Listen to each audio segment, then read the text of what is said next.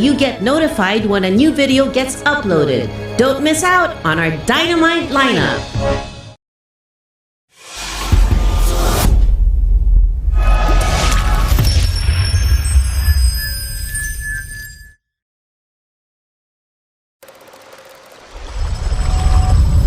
And comments of the hosts and guests are not necessarily those of the station.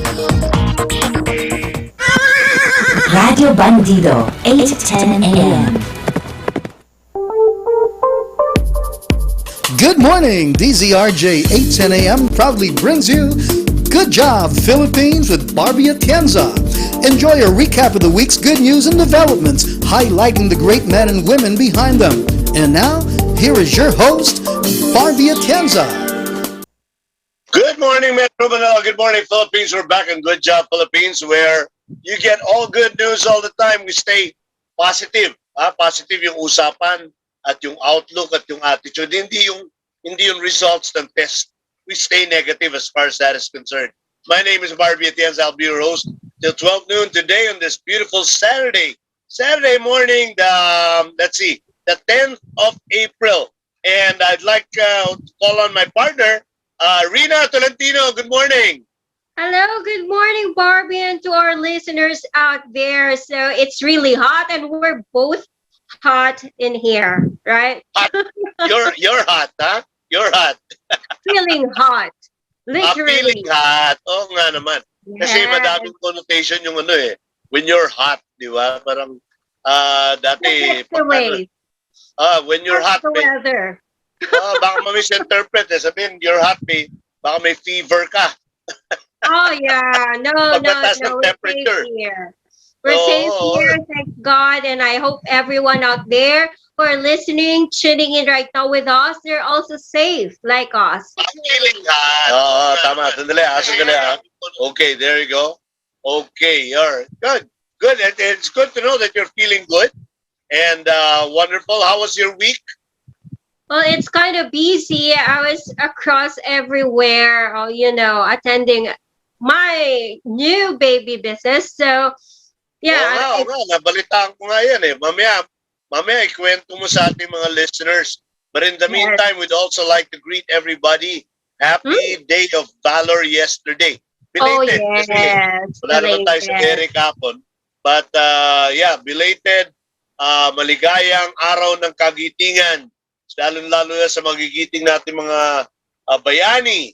Hindi lang yung mga bayani natin sa ating kasaysayan, not only in history, but also our modern day heroes. And of course, we're talking about particularly yung ating mga medical health workers at saka yung mga frontliners natin, Reenah. Yes, alam natin yung sakripisyo nila. It's selfless, and I have seen a lot online how they are suffering also. So we keep also in consideration how they are doing right now. Maybe we need their assistance, but more so they also need our care. Sabi nga nila kung sila yung mga shepherds, sila yung mga shepherds of the flock, shepherds of the sheep. Tayo yung mga sheep, no? Inaalagaan nila tayo. Kailangan meron din shepherding the shepherds. That there are people who have to be taking care of those people who are taking care of us. So, in our own little way, let's try to extend that as if we could. No? Show our love, show our affection, show our appreciation to our modern day heroes. Dahil kahapon, araw nila. Araw ng kagitingan, araw ng magigiting ng mga tagapaglingkod sa ating mga kababayan. And let's not also forget yung mga policemen as well out there. Hi to Sir Tolentino there. Sir Johnson Barbero. They're also the fighters of the current time. Walang kasamang flying kiss. Yung sa ating mga kapulisan. Yes. Hi to the police guys out there. They're really so much giving also, and alam mo yun, yung hirap na nakasabak sila sa, kumbaga sabi nga nila, nakabaon sa hukay yung isa nilang power. Tama. Well, aside from them, there are also, of course, even the military personnel, a lot of them are deployed, talagang pinapatrabaho yung mga civil servants natin sa mga government agencies, sa mga local governments, yung ating mga namumuno, at yung mga empleyado ng mga local governments, mabuhay po kayo at kayo po ay pinaparangalan din sa araw ng kagitingan kahapon. At well, even yung mga yung mga ibang pang frontliners, Reenah, yung mga nagmaman ng mga tindahan sa mga grocery. Yes, na totoo ka dyan. Pinusuong nila yung danger, the risk of this pandemic, of this COVID-19. Pero kailangan nando para manatiling bukas yung mga drugstore, di ba? Kasi kung hindi sila papasok, paano naman yung ating mga essential needs? Yan. Kasama na doon ang mga sangkap ng lugaw, di ba? Essential. Hi, lugaw. I love lugaw. Very essential yan. Alam mo yan. Tama. Sama na rin natin yung yung mga basurero. Yung mga garbage collectors. Traffic enforcers. Yan. Yung mga members ng mga engineering team na tuloy-tuloy na nagtatrabaho. Yung mga Department of Public Services na mga iba't ibang mga local governments, no? At tuloy-tuloy ang kanilang mga paglilingkod, ang kanilang kagitingan. So mabuhay kayo. Maraming salamat po sa inyo. At we salute you on this Day of Valor. That was yesterday, April 9, araw ng kagitingan. Salamat sa inyong lahat po. At of course, meron din tayo mga kaibigan, mga kakilala na Reenah, pumanaw, no? Sa gitna nitong pandemic. So we pray for them. We pray for eternal peace for them and for those who are sick and suffering, at saka yung mga nag-aalaga ng mga kanilang mahal sa buhay or mga nawalan na mahal sa buhay. Nakikiisa po kami sa inyong pagdalamhati at sa inyong pagsisikap, paghihirap na maalagaan ng mga kasama sa buhay. Nakikiisa po kami sa inyo at sana po yung mga may sakit gumaling at yung mga namayapa, sana nga tunay na kapayapaan ang kanilang kinalalagyan ngayon. To go with God and go in peace and to rest in eternal happiness together with our Lord. And we can only pray for those people who were left behind. Kasi sila talaga yung makakaramdam ng sakit Pero just be strong. Kasi eventually, God has better plans for us. Alam mo nakakalungkot nga rin dahil ngayon, even as we speak, ito, nakakuha rin ako mga messages.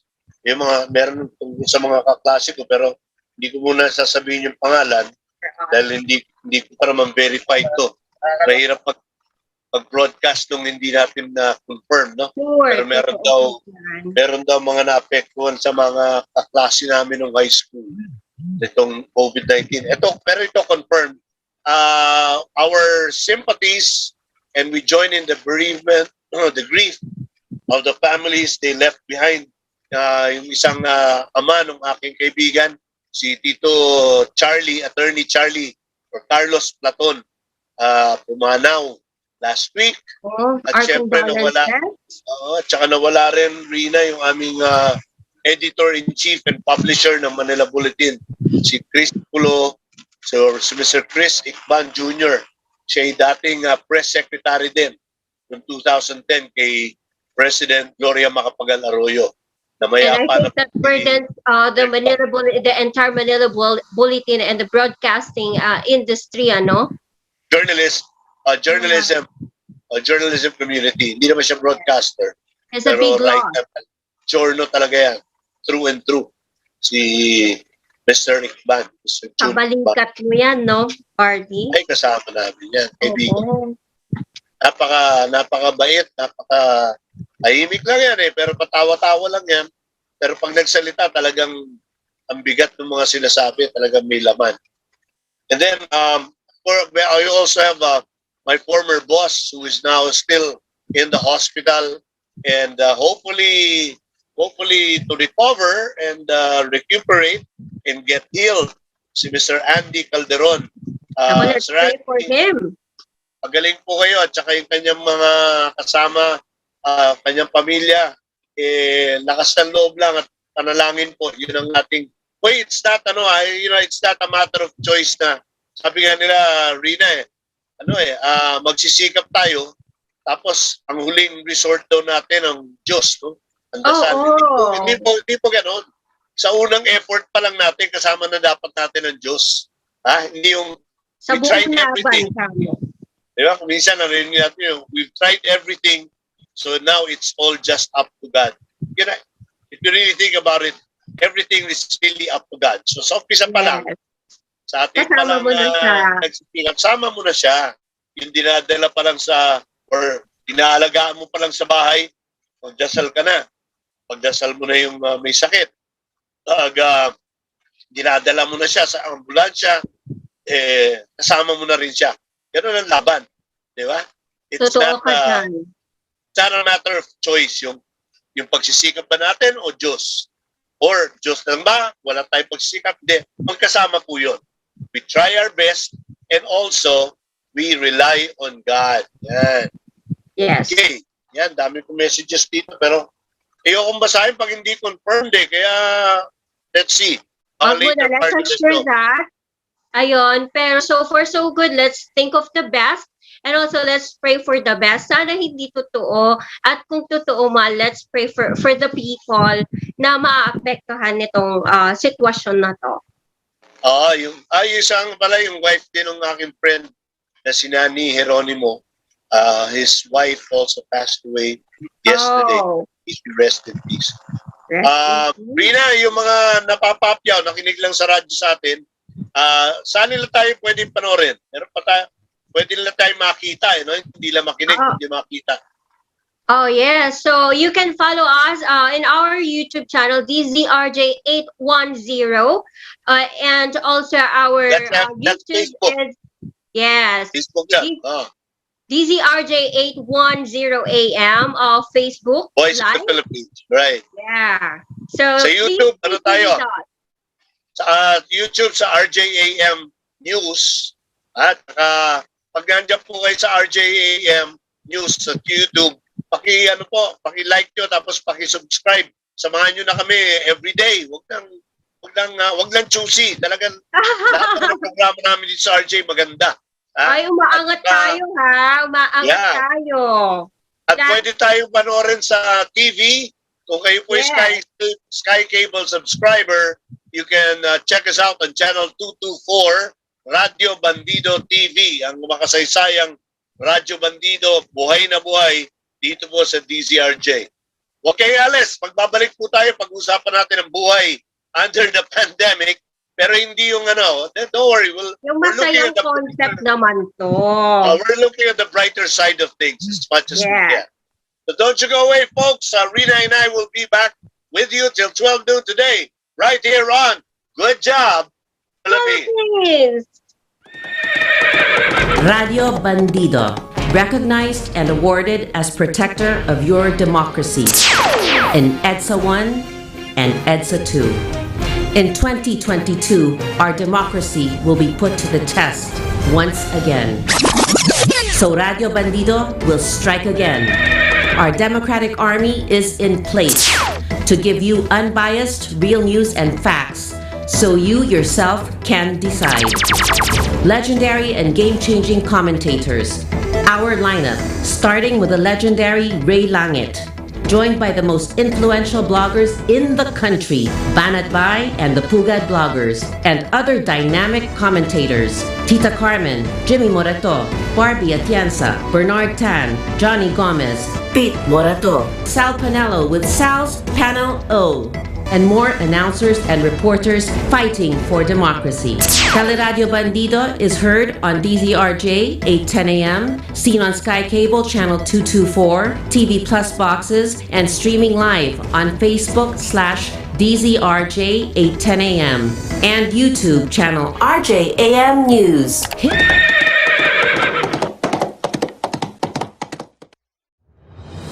Chacha Hinmo Baby is a news-oriented program that tackles topical issues and headlines with the support of DZRJ field reporters. Hosted by the legendary Jimmy Morato, Monday to Friday from 4 p.m. to 5 p.m. on Channel 224 Sky Cable, TV Plus boxes, digital free-to-air Channel 29, DZRJ 810 a.m., Facebook.com/DZRJ 810 a.m., and on YouTube, Channel RJAM News. The Observer, Pusong Minero. Radio Bandido, 8:10 a.m. We now return to Good Job Philippines on DZRJ 810 AM. Here is your host, Barbie Atienza. And we're back. We're back on Good Job Philippines right here where you get all good news all the time. My name is Barbie together with Reenah. Hi, Reenah. Hi there, Barbie, and once again, thank you for tuning in with us. I just want to say thank you to CJ Lahora. They're with us, Barbie.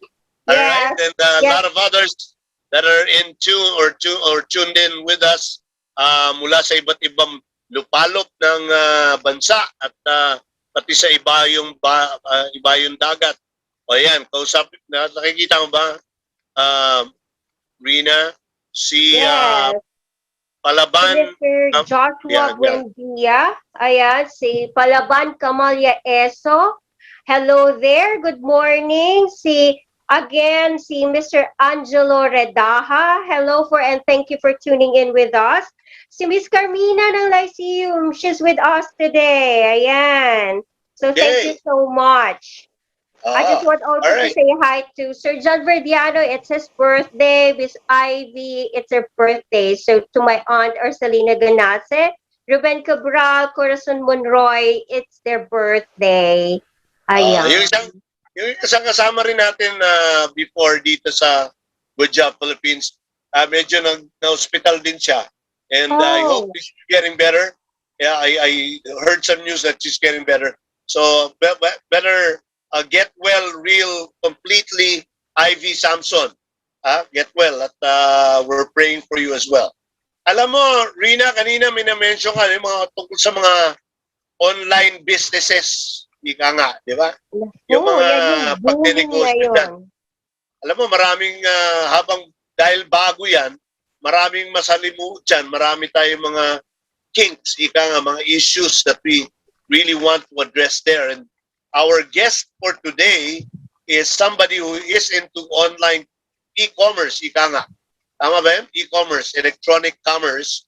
And we'd like to ask him questions and know more about e-commerce, how to sell, how to buy, what to look. Kasi ako na biktima na dyan lang beses eh.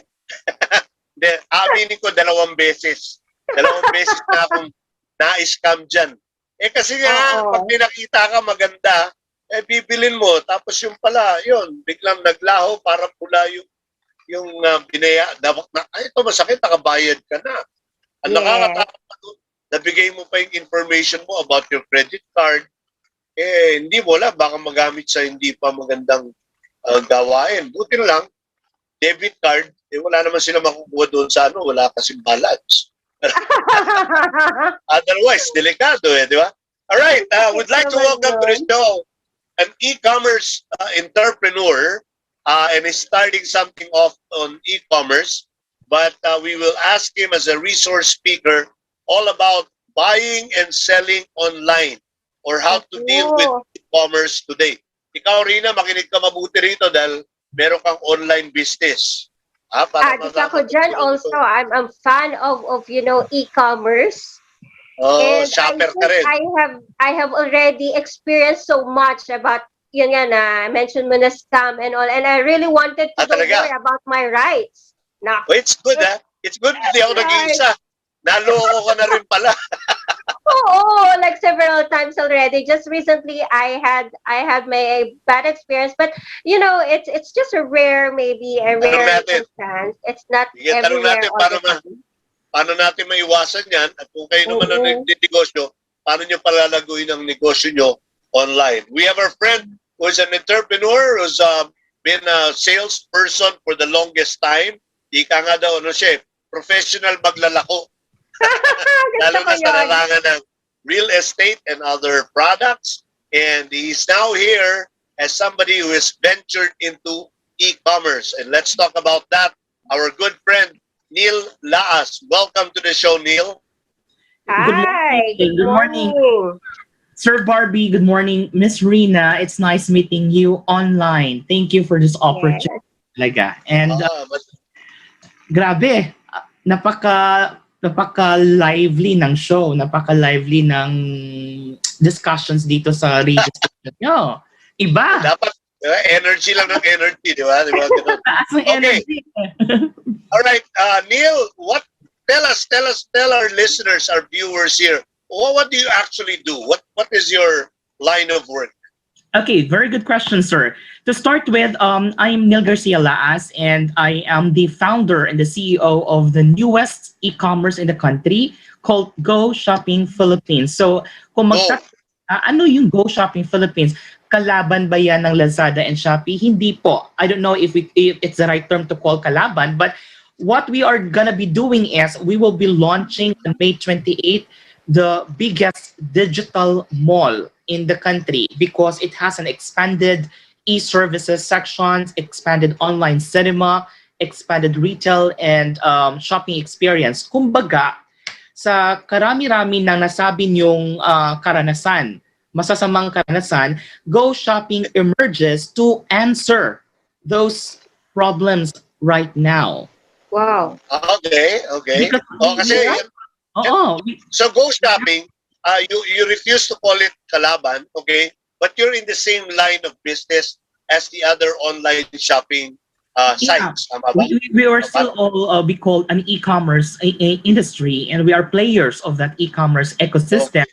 However, since we are in a democratic country, as what Ms. Lee said, kailangan ko rin protektahan yung sarili ko. The question is, no, saang platform ka protektado? That's a question that we need to answer right now. Okay. Saan nga ba? Good. Okay. All right. Pero yung una kong tanong, yung Go Shopping, hindi mo naman ka-partner dyan si Senator Go. Ay, hindi. Hindi naman. Na-i-associate mo. What makes Go Shopping different from the other shopping sites? Very good. Go Shopping, in its real sense, has its self-regulatory body. Kumbaga, within the system, there is a department that ensures that the sellers that are coming inside the platform are legitimate sellers. How do we do that? There is Di siya house cow. Nope. There is a screening period. There is a process. We need to have your concept approved internally, and we make sure that you are complete with the government businesses. And if you are into skincare or cosmetics or food, make sure that it has FDA approval, the latest approval. Okay.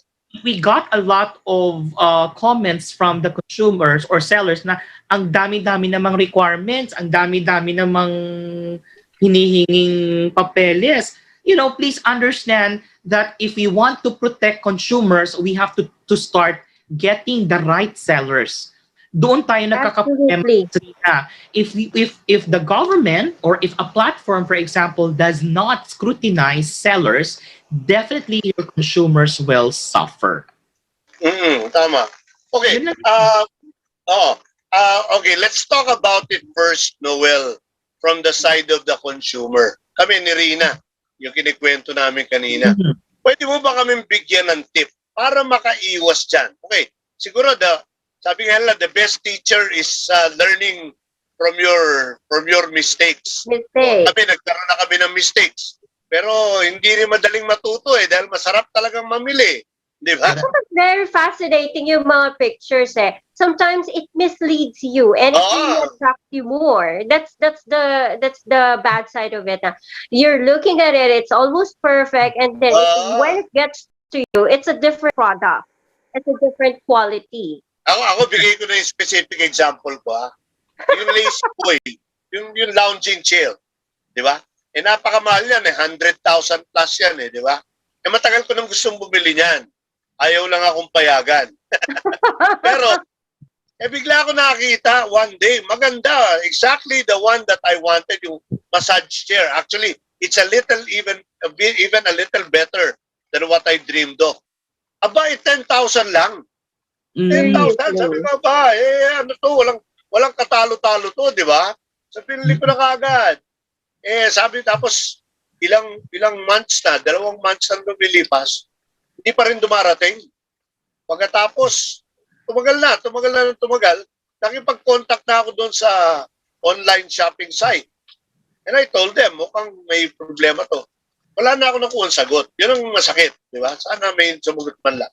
Sabi ko, anyway, after about a little longer than that, sabi ko na sa kanila, okay, if you can't do anything about it, wala na ako inaasahan refund, pwede bang pakibaba nyo na lang yung ad para walang ibang mabiktima?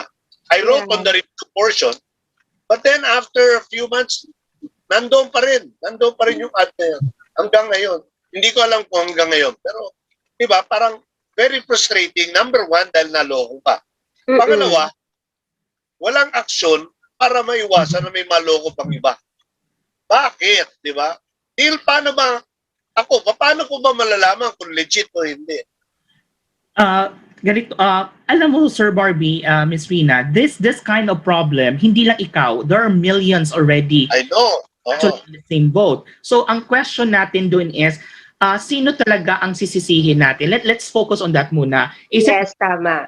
or the seller? Para sa akin, since the platform is it's like in a physical mall, sila yung nag-host, nag-house ng merchants or tenants, they definitely are obligated or mandated by the law to ensure that the sellers are tax-paying, sellers are providing the proper mayor's permit, the business documents, because this is a one to start or to begin with from any consumers who might be complaining later on the specific products or services. Pag wala tayong makikitang legitimate documentations to begin, then magtataka na tayo how do you think this platform approved it?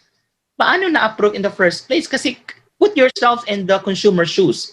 Kahit ikaw may-ari ng platform, bibili din ikaw din eh. Paano ka sariling platform mo, hindi nga legitimate ang mga nagbebenta dyan? That's always my causa. That's always my cause. Why is this happening? Because number one, the platform allows it. Sorry, Sorry ha. Number two, the consumers also allowed it. Din tayo. Kasi napakabait mong tao, Tito Barbs. Napakabait mo. The 10,000 for those people na ordinaryo, malaking bagay yon. They will really fight. Hindi, malaki rin sa akin yun. Oo, pero okay lang sa yun, hindi ka marunong. Barbs. Diba? What I'm saying is, nasa atin din yan, consumers, na maging mabusisi, maging resourceful tayo sa pag look into the details kasi it's our money. The money that we have is not... Alam mo, ang masakit dyan kasi, Neil, pagka gumawa ka ng purchasing decision, ayun nga, sinasabi ng iba, ang tip nila only go to reputable shopping sites. Yes, ano ba yung mga reputable talaga? That's the question. Di ba, Reenah? Parang, speaking of reputation, ito na siguro yung mga reputable sites. Yes. Hanggang doon meron scammer. Paano ba yun? Yun. That's the reason why napakaingat ng Go Shopping when we build the infrastructure. Did you know, Tito Barbs and Reenah, just to share you, we heavily invested on the cybersecurity measures and the private and the consumers protections measures for Go Shopping. Our system is more likely better than the banking system in terms of the privacy, consumers protections, information and all. They are hackable. Okay. Hackable. So And number two, protected and shielded. yes, number two, those who will be using COD, cash on delivery, we have protections against bogus buyers. The other side naman yun. The other side Protecting naman the supplier. We also have a protection against bogus sellers in-house because of our very self-regulatory body. So again, let's go back. Consumers, at the end of the day, it's your money. You should be should be knowledgeable on where to purchase, what to purchase, and it's up to you kung mapapadala ka dyan sa mga advertisement nila. Malamang 98%, as based on the research, says that 98% of the advertisements online are considered false advertising. So nasa sa atin yan kung magpapapadala tayo. But Ilang percent, Neil? 98%. 98%, that's high. Mataas po. The one that you're seeing online is not technically true. Unlike that you see what's in the physical mall. Even sa physical mall, di ba? Punta ka sa isang, ito experience ko, punta ka sa isang pizza company. Ang laki-laki sa picture. Deliver. Kakarampot lang pala. That's also false advertisement. So it Kasi Neil, pag nagreklamo ka, tatanggalin nila yung picture, bibigay sa'yo. O, ito na ang bilhin mo. But supposedly, the picture in the ads really represent equally to the Yung actual. truth. Oo. Yung sabi Here ng I have pana, a question with that. That sinasabi ng- misrepresentation of Reenah. items and products, don't we have any protocol to that one? Yes. Do we have Sandali. any parameters in the e-commerce industry? yan ang problema kasi, Neil. Ang credo, for example, ng Philippine Association of National Advertisers, yung truth in advertising. Pero itong mga online shopping sites, mukhang hindi saklaw ng credo na yan. Where it should be. Tama ka.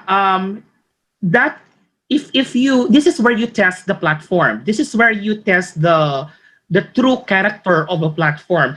Whether there is a regulations or not, you know that there are buyers. You know that there are scammers. Why don't you start doing a platform Responsibilidad mo yun. protects?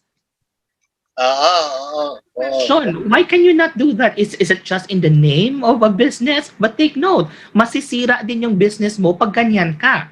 So, lumalaki ka nga ng lumalaki, pero madali masira ang negosyo mo kung maraming complainant. So, I don't understand why these big networks keep on doing what they're doing.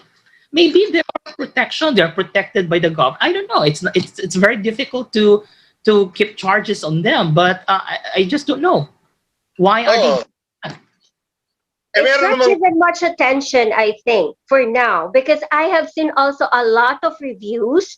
But then again, there's nothing happening. As what Barbie has said earlier, it's my practice to look at the reviews of all the customers, and then there are negative, but it seems like there's no much attention is being given to these kinds of complaints for now.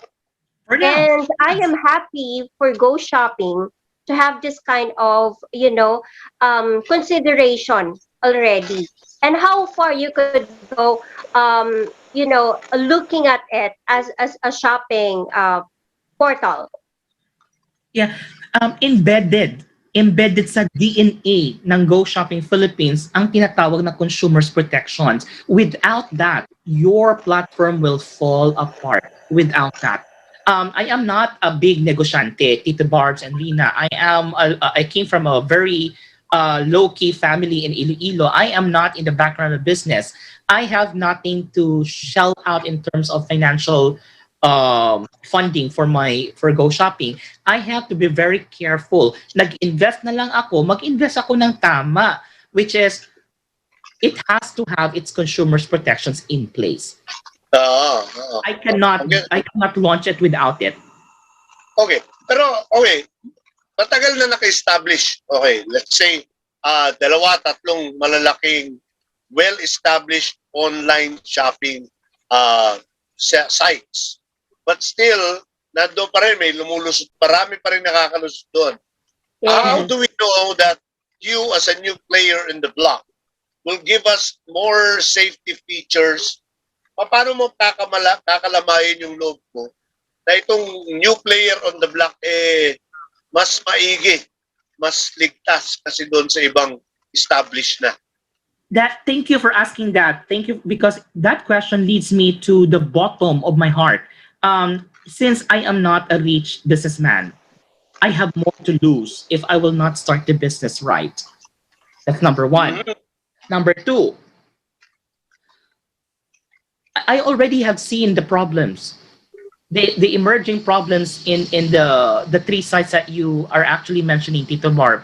I already have seen it. A lot of people have complained about it, but nothing happens. Therefore, Go Shopping sees the need to come up with a platform that will answer those problems. Therefore, in the infrastructure built up of Go Shopping Philippines, pinasok na namin agad ang ganitong sistema. We are always vocal about who we are as an e-commerce platform. The world will watch out whether is it true na safe talaga ang Go Shopping Philippines. Yes po. And itataya ko po ang pangalan ko dyan. Again, I don't want to mention the millions we had invested on the cybersecurity measures and the consumers protections measure. Malaking amount po yan siya, Tito Barbs and Reenah. Hindi po siya biro. Number three, the lineups, the manner we cater to the consumers, they can feel it na iba talaga si Go Shopping. There's a personal touch to the consumers. Parang pumunta ka talaga sa mall that you can talk any time of the day, 24 hours, 7 days a week. Yun ang importante. Wag lang yung service, no? Yes. Neil, yung pag-customer service, hindi lang yung pag tumawag ka sa telepono. Press 1, press 2. Yes. That's why. If you have stomachache, please press 3. You see, that's a problem. Go Shopping Philippines has a state-of-the-art technology. However, I said to my team, we will not lose the human connections. Human touch. Yes, Good. right. Kung tawag ka ng customer service, hindi machine ang sasagot sa iyo, kundi tao. 24 hours, 7 days. That's fair enough. Yeah. Ganda yun. Meron ako nilista, no? Mga pinick up ko dito, mga online buying tips for consumers. I'd like you guys to comment, no? Neil and Reenah as well, dahil nasa online business ka rin. Sure. Kung ikaw daw yung buyer, number one tip, always go to a trusted website. How do you take that? Kailangan trusted website. How do we define trusted? Yes, Okay. that's the question. How do you gauge the trust? How do you Alright. label it na I trusted ko talaga si ganito? Because iba-iba Paano nga ba? yung experience natin. Well, number one, you can only build the trust if the business establishment itself in general is legitimately existing based on their LTO, license to operate. Do they have it? Okay.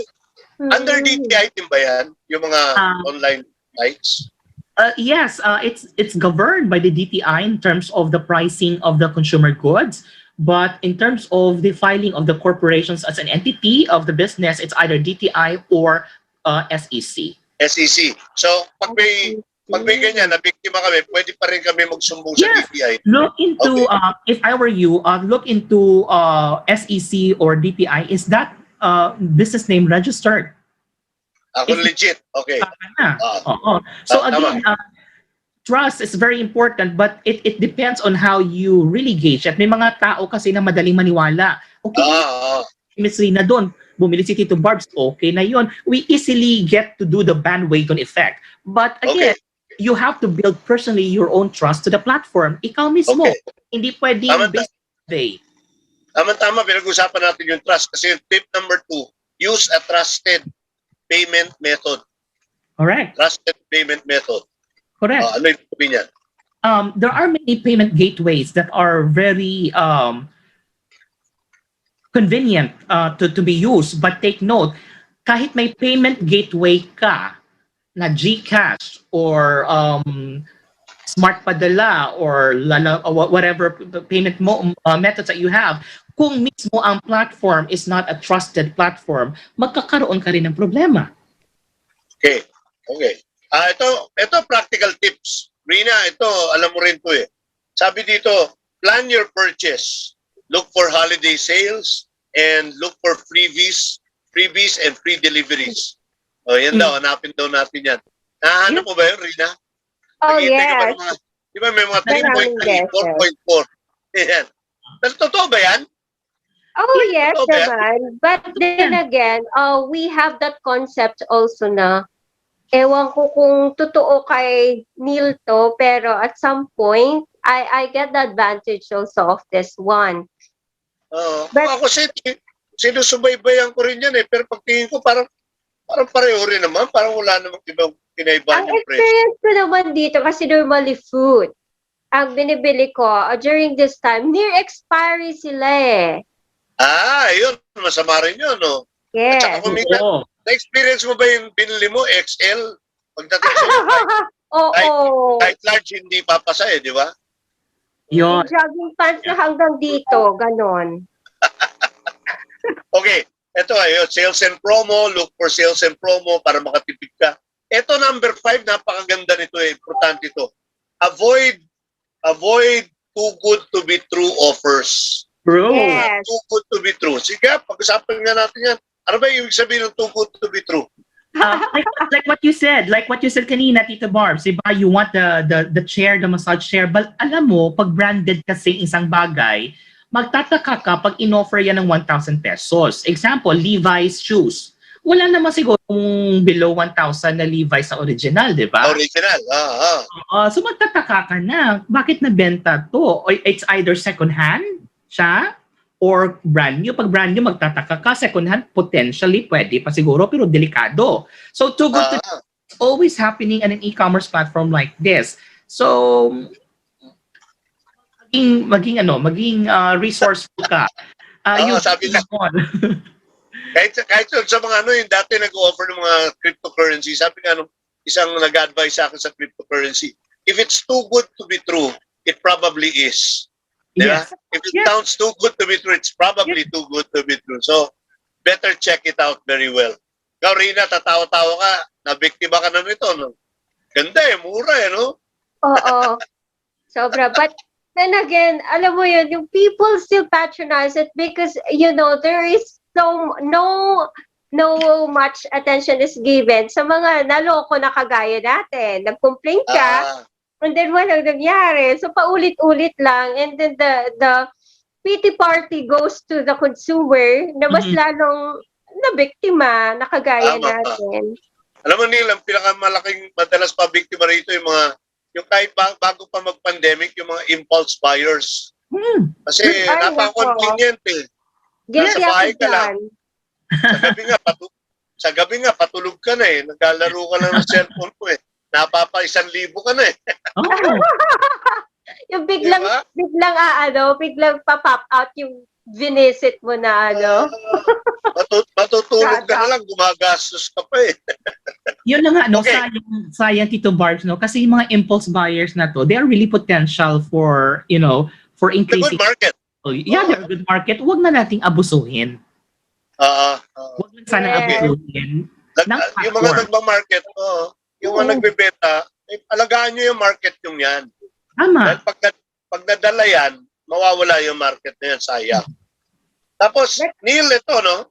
Check mo nga to. Sabi dito, always check terms and conditions. Tama.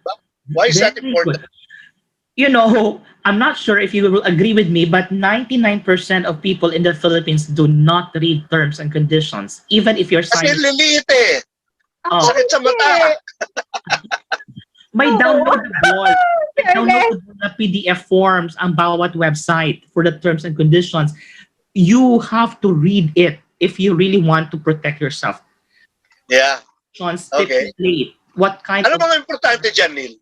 Ano mga provisions na importante yung dyan? service agreement nila, kung ano talagang klaseng e-commerce platform sila, terms and conditions nila when it comes to returning the Ayan, mga no return, no exchange. no return no exchange. Be careful. Bawal yan. Sometimes the terms and conditions of the private e-commerce platform is in contradictions to the law of the land. So, hindi pwede na mag-contrast or mag-conflict ang private law, ang private policy against the policy of the government. The government always supersede. So, Supersedes. kung nagtatayo ka ng negosyo sa Pilipinas, hindi pwede Singaporean policy ang i-impose mo dito. It should be Philippine government policy because your Neil, consumers are Filipinos. Tatanong ko ulit yung kinikwento ni Reenah kanina. Meron bang batas against yung pagka binili mo without stating it, bibigay sa iyo, kunyari, expiration bukas na or expiration next week. Meron ba? Yeah, there is a law. There's a law governing that na bawal ang magbenta ng near expiration. Okay. When you say near expiration, Two gano'ng to katagal? 3 days. Okay. Okay. Because especially 2 to 3 You said days. 2 Expired. to 3 2 to days. 3 days. All right. Kasi ship mo pa yan eh. Pagdating kay Miss Reenah, expired na yan. So it's Ah, a fraud. Ako So, 1 week pa naman. Oh. okay. Oh, okay. So, legal pa yun. 1 week pa daw eh. Depende siguro kung ano produkto. Pero hindi eh. I think they should know that 3 months before expiration nga, binabawalan na yan sa... What is acceptable ba in terms of expiration? Like for 2 to example, 3 I months. purchased a biscuit. 6 That is months a biscuit. before. 6 months before, pwede, 3 months before, pwede pa. But sometimes, delikado. Good eh. So, may batas about it. At saka, pag kami ganong complaints, pwede pumunta sa DTI Yes. or SEC. Tama ba yan? DTI po. Kasi consumers... DTI. Yes. Okay. O ito, isa pang tip. Sabi dito, don't give more information than necessary. Yeah, but hindi naman siguro, in fairness to the platform, hindi naman siguro sila nakikipag-chat, tanungin ka kung sino yung boyfriend mo, kung kinasal ka kailan. I think the information that are being asked is more on the credit card information details, your shipping address, your full name, and your phone number. Or email address. Beyond that, I don't think they are asking other questions not pertinent to the sales na ginagawa mo. But Neil, in line of the safety of our information and the data privacy as much as we are concerned about, yung safety ng mga backgrounds natin and also our credit cards, will you tell the consumers or can you explain the consumers how safe it is in fraudulent transactions and in hacking? right. How safety it is? How safe? That's a very, very good point, Ms. Reenah, to consider because parang ganito, can I make an analogy? Let's do the physical mall. When you build a physical mall like Ayala or SM, we have engineers, a group of engineers or the engineering department to ensure na hindi magko-collapse ang building with a number of people going all together in one mall. Tama? So, hindi tinatanong yan ng mga consumers. Magko-collapse ba yung building na to pag marami kami? Nobody asked that. We simply assume na kasi natayo na yan eh. Malaki yung beam eh. Hindi ito magko-collapse. Diba? That's in the physical mall. In the e-commerce platform, nobody is also really asking that question na how really safe are in information? Because in terms of information security, pwede ka din po maloko by you giving your information to a person in the mall, in the physical mall. Your information can also be not safe with your fellow mates or workmates. E-commerce, lalo na kasi may tendency na magli-leak yung information mo using a different link or payment gateways. It all boils down to having an unhackable system. So, okay. Measure yan. Kasi Having said that, Neil, is it advisable na kung mag-purchase ka as much as possible, kung inaalaw, magpa-COD ka na lang? Cash on delivery na lang. Mataas ang percentage ng payment methods called COD comparing to the credit card payment because takot ang tao na magbigay sa kanila ng information. That's why malaki din yung percentage na manluloko din yung buyers. Nagkaroon din tayo ng mechanisms to detect bogus buyers. So, kasi paano, Neil, yung bogus buyers? Anong effect nun sa iyo? Kasi kunyari ako, nagloko lang ako, kunyari nag-order ako, tapos dineliver mo, yung pala, wala ako doon sa building. Hindi naman kami deliver eh.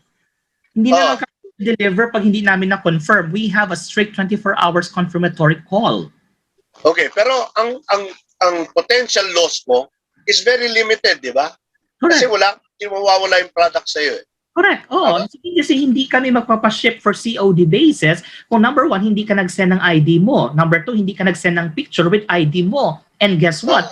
Tawagan ka pa namin to ensure na ikaw talaga yun. Kasi So, baka... ang pinaka-loss lang sa seller is the cost of delivery. Yun Yes. lang. Yes. Okay. Reenah, you were about to say? For the I just wanted assurance from Neil, yung sa safety ng information, and at the same time yung fraudulent transactions, kasi a lot of us, even I, medyo hesitant ako to do transactions, to pay online using my ATM debit and also credit cards. So Okay. let us assure them, Neil, also that once they go shopping, they are secure. There's no hesitation if they prefer to do it in the online channel of payment. Good. Rain, Tito Barbs, in Go Shopping or in any or most of the platforms anyway, it's the consumers who type in. Ikaw po ang naglalag in ng credit card information details mo. Our agents will not know about it. So it will automatically be stored. Yes, it will be automatically be stored in the back-end database, and only my technical team can know about it. There's no people. And the system has a very strong protection wall against it. Hindi mo siya pwedeng matingnan or ma-login ka dyan. Tingnan mo yung, hindi po. It's a very restricted access. So it is designed so that it will not be abused by any e-commerce Sounds good. owners. Yes. Hindi talaga Sounds pwede. good. Myself, I am limited to access that because I can also abuse it if I want to. I don't think my technical team would even allow me to do that. Neil, is it something na, kasi maganda yung safeguard features na sinasabi mo, but is it something that is not, is it something that is not used by the other already established shopping sites? And the second, is it something that you might want to share with, say, a government regulatory agency like the DTI na baka eventually sabihin ng DTI, i-require na natin to sa lahat ng shopping sites. Pwede ba yun? Actually, Tito Barbs, ito sasabihin ko na lang on air. While I'm talking, maybe the kalaban is already thinking kasi mas nauna sila sa akin. May 28 launch. Trust me, they are already thinking of following what I said. Because Which is good. Which is good. Which is good. Let the public know that it's Go Shopping technically thinks about it. You know, to give answers to the pressing needs or problems in the e-commerce industry is something that Go Shopping had been thinking about since 3 years ago. And now, unti-unti ko nakikita yung significant presence ni Go Shopping to those, among the giant networks na unti-unti nakikita, which is a good sign. Which is a good sign. The other side of this, Reenah, no? Aside from yung protection sa buyers na feature ng Go Shopping or ng itong pinakabagong player sa e-commerce field. Yung mga sellers nila, yung mga sellers kaya, Neil, anong protection nyo sa mga sellers? Gaya ni Reenah, meron niyang milk tea shop. Pag gusto niya pumasok sa site niyo, anong please protection? be with us. Okay, I'd like your concept in. Let's talk later if you want. Okay, pero paano? For sellers like her, anong protection naman ang pwedeng ang ino-offer niyo sa kanila? Very good. Kasi dalawa yan. If you cannot just simply protect the consumers from the sellers. Sellers have to be protected against bogus buyers. Correct. So, what to do is, again, yun na nga, sellers are to be provided with a strict implementations of confirmatory calls from our end. Kami po yun ang gagawa. Because para sa amin, we are representing the seller side. Right. Okay. Yes, right. Front lines nyo. So in our case, madidetect, we can sense if there's something hazy about this person's ordering. Pag multiple orders of the same product, there might be a technical glitch. So tatawag na kami kanyan. Sir Barbie Atienza, is this you? This is from Go Shopping Philippines, sir. We just like to kung tatlong kasunod ba na milk tea ang in-order mo, sir? Is this by mistake or is it really your order before we deliver? Confirmatory. In other words, yung Bantay, security feature. sarado. Yes. Security I know, feature para doon sa seller. Yeah. It Okay. is capital intensive on our part, Right. Philippines, but we will do this in the name of a good business. Okay. So panawagan natin basically dito, may mga shopping sites online, but it all boils down also to the vigilance and sense of responsibility, both of the buyers and the The sellers. sellers. We Kailangan live, responsibility natin. we live in one ecosystem. If something is wrong with the buyers, there's something wrong with the consumers. It takes two to tango. So we have to be all obligated to respect each other. Okay, thank you. At To provide that. it's time to tango. Magtatango pa si Reenah pagkatapos natin ng show. Kaya, well, Neil, last, go shopping. Maraming salamat sa iyo. And Thank you. The best of luck. More power Thank to you. you. And I think you're doing the right thing. You're going the right track of protecting Yes. Thank you, consumers Go and the Shopping. e-commerce. Tito Bar, Yeah, go can ahead. I just announce tonight there will be a consumers preview on our FB account live. We have our host, Dayan Medina Illustre, with Janina Chan and me. We will be introducing our platforms to the consumers. So tonight, Okay. 6 p.m. Sa ano, Facebook account is Go Shopping? In Philippines, yes. Okay, sa Facebook. What time again, Neil? 5 p.m. 5 p.m. All right. So be there at 5 p.m. Thank Go you. Shopping Facebook page at 5 p.m. today. All Good right, luck to Reenah, Go Shopping. bago you. tayo magpaalam, sabihin mo naman sa amin yung racket. Okay, so first I would like to say thank you to the customers of Serena Milk Tea. It's really working so well, selling a lot. But I would like also to thank those people behind who are supporting me. Also, Christian Barbero, he's my brother, has taken good care of the business. Also, I would like to say hi and shout out to Mr. Bobby Tenoria. He's with us right now. Okay, and to all the people who listen to us, I would like to say thank you and go shopping. Mabuhay ka, and Sir Neil Laas. Thank you. Yeah. Bagyo and family, Jenya, Bagyo and Lingbawan. Ganda-ganda mo raw, Reenah. Ana Manansala, thank you very much for listening and being with us. And I hope I get you into the show one of these Saturdays. First sees Nedge Limlingan, good afternoon or good morning. At CJ Lahora, Carmina Manuel Morales. Oy, at inaanak ko yan. Angelo Redaha. Hi. Joshua Buendia, Palaban, Camalia Eso, and again, thank you very much to Mr. Neil for joining us in the show, and good luck to Go Shop.